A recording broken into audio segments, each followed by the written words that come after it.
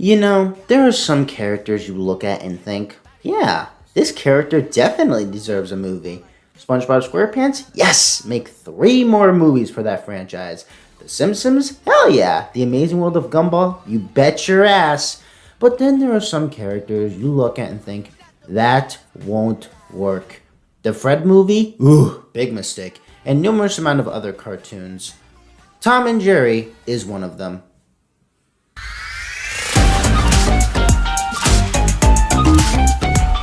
No, don't get me wrong. I love me some Tom and Jerry. Much like Kingdom Hearts, it's been a part of my life for years. It's had a great amount of slapstick and numerous amount of shorts, and they're fucking awesome. Tom and Jerry is an American animated franchise and series of comedy shorts created in 1940 by William Hanna and Joseph Barbera. Yeah, this franchise has been around for 81 years. That's very impressive. But as of recently, Tom and Jerry has kind of hit a rocky slope because they've been making a bunch of movies self-inserting themselves into popular old classic media. The more infamous example, Tom and Jerry and Willy Wonka in the Chocolate Factory. Who thought that was a good idea? God, it's like the Scooby-Doo fucking direct-to-DVD movies. It's close. But let's talk about the movie. Their second movie. Yep, this is not the first movie that Tom and Jerry has made. There was a movie they made in 1992. In that movie, it was... The story doesn't really focus on Tom and Jerry, and instead focuses on this girl named Robert Sterling, I think that's her name, as she teams up with Tom and Jerry to find her father. The movie also had a boner for having lots of musical numbers. Like, why? This isn't a Disney movie. Why? But let's focus on the 2021 version. Why do I think Tom and Jerry 2021 is bad? Let's explore that, shall we?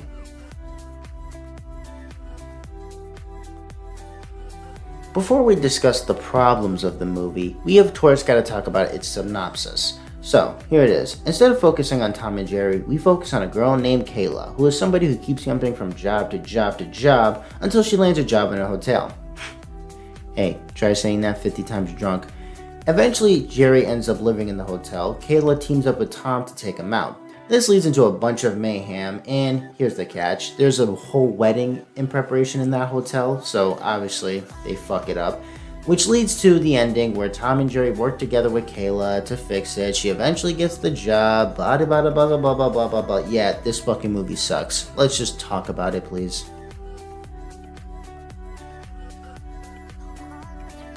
Okay, now with the synopsis out of the way, here's the big question. What is the problem with Tom and Jerry 2021?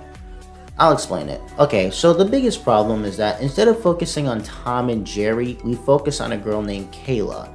As I've stated, she jumps from job to job and she eventually lands a job in a hotel, but instead she takes someone else's resume, and then she gets the job. And there's all these other characters, these human characters. One's a weirdo, one ends up falling for Kayla, there's one that's on her ass because she's a millennial. I don't care about these characters. What about Tom and Jerry? I came to see them. I want to see their wacky antics. Why can't we see that? Yeah, they keep focusing on the human aspect and not the cartoon aspect. Tom and Jerry mostly feel sidelined throughout the movie, which is insulting given the fact that their names are in the freaking title. What is up with that?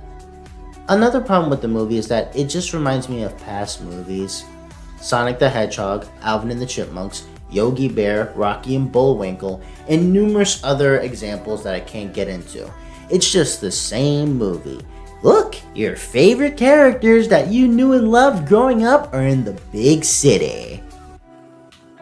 That's so repetitive, annoying, and just, you don't have to put in much effort. Just slap your favorite characters in the title and focus on humans. Even though the humans are not really the reason why we're there. We're focusing on the cartoon characters and you just sidelight them. That's pretty insulting. Thanks a lot.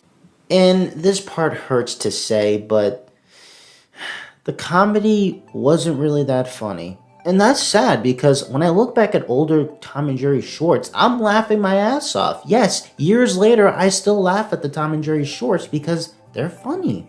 But when this movie came out, I wasn't laughing at any of them. I mean, they do recreate some of the moments of Tom and Jerry slapstick from the cartoons, but sadly I wasn't laughing.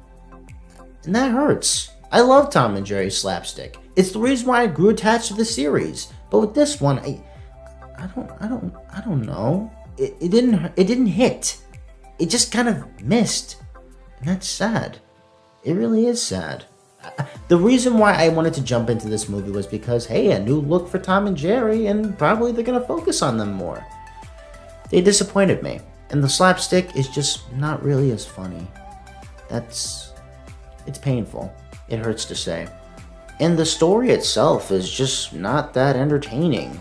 It's pretty boring. You have this whole story of basically Kayla working with the hotel, and then she works with these fucking wedding people. Like, I don't care about that. I really don't care. Yes, they're redoing the same problems that they did back in 1992. In that movie, instead of focusing on Tom and Jerry, they instead focus on a character named Robin Sterling who's trying to find her father. And then we focus on all these other villains, and then there's numerous amounts of songs, and then they make Tom and Jerry friends. It's like, that movie was bad. It was really bad. I didn't like it. I know some people do because it played a part in their childhood, but personally, I just didn't like it. In this movie, while it does try to fix itself, it still ended up having the exact same problems. Not focusing on Tom and Jerry, not really that funny, and ultimately being a big waste of time. If you take off the nostalgia glasses, which is something I did during the movie, you'll start to see that it's basically like every other generic kids flick. Nothing special. Okay, now that I'm done ranting, I think we can focus on the pros of the movie. Because, hey, I didn't say it was completely a waste of time. Well, I did, but leave me alone. So, some of the things that were good were obviously the Tom and Jerry segments themselves. And I gotta say, the CGI, most importantly, was the most impressive one. They could have took the Toro lazy route and make the characters hyper realistic, like they fit into our world. But luckily they didn't. They had Tom and Jerry being Tom and Jerry, with the CGI really looking like the classic days, and I gotta give them credit. And that's because the director, Tim Hill, he actually grew up with Tom and Jerry, and he wanted to keep the style of them alive by making them 2D. And I gotta say, I have much more respect for you, sir. You actually kept the style of Tom and Jerry alive. I love it. Thank you for that. What are the things I like? There's some pretty entertaining moments. I didn't laugh at them, but I did chuckle. Because it's like, that's so cute. Like those kind of moments. I didn't laugh out loud, but hey, I had a good time with Tom and Jerry. That's important. And there is one more thing I will give credit. They actually bring back characters from the past. For example, they bring back Butch and Spike. They were missing in the 1992 version, and they're here now. I do like that. I don't like their voices. You could have grabbed somebody else that could imitate Butch's voice, but you brought a fucking celebrity. Come on. I bet these celebrities grew up with these characters, but you don't work as a voice actor for these characters in the past. You just don't. I'm sorry. Every time I saw Butch talking, I'm like, wow, this is a celebrity. This is not a character that I know from the past. Same thing for Spike. Sorry, I just couldn't drop into it. And also, I like how the movie animates all the characters that are animals. So, back onto the spirit, they did keep the spirit of Tom and Jerry alive. For example, the problem with the 1992 version is that Tom and Jerry don't really feel like Tom and Jerry. They're completely different characters.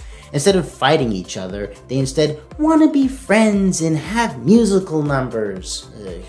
But with this movie, they're doing their usual shtick. I mean, they work together at the end, but they still hate each other throughout the picture. They're still fighting each other, they're still keeping up with their usual slapstick, and ultimately, that's the parts I like. One of the problems I was hoping that they wouldn't do is make Tom and Jerry friends. Because, oh boy, that would really annoy me.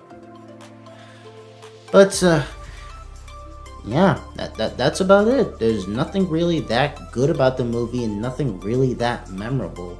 The movie is just another generic kids flick with the characters you know from the past making their way into the Big Apple.